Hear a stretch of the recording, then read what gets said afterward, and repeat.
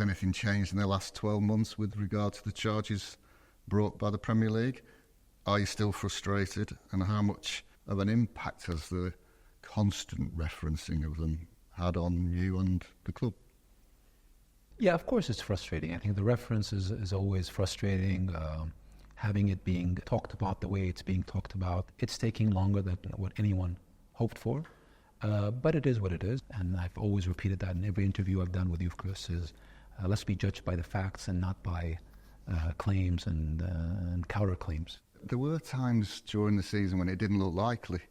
Were you worried at certain points that it wasn't going to happen? I mean, every game was a cup final from December onwards, basically, in the league. So I'll tell you something. I will tell you that. Actually, let me ask myself the question. When did I know we were going to win the league? When did you know you were going to win the league? Yes, that's. I'm going to surprise you with that one. Go on. Arsenal away. The question is, 4 in a row, what next? 5 in a row. Sounds good to me. Oh, absolutely, without a doubt. Actually, to be clear, this is, I think, something that I'm most proud of in this club and in this entire organization we have, from top to bottom.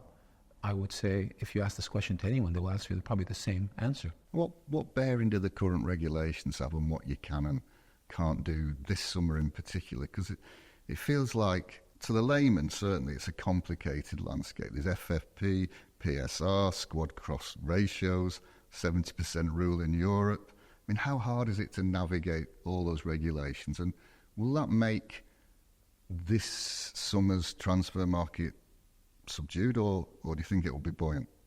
Specifically for us or in general in football? Well, both. Okay. There's a bit more sensibility in regulating. Always a balanced approach is good from all the leagues, be it in England or the rest of Europe. I think you won't see the same level as we've seen in the past years because of the level of regulations that have come to place over the last 12 months. Is it likely then that there'll be fewer cash deals and more swaps or player plus cash? Or? No, even that, because there's also been a lot of restrictions now put in place on swaps and loans. So even that is now much more restricted. So I think the level of maneuverability that was in place before that allowed teams to do what they were able to do in the past, I think is much more restricted this year.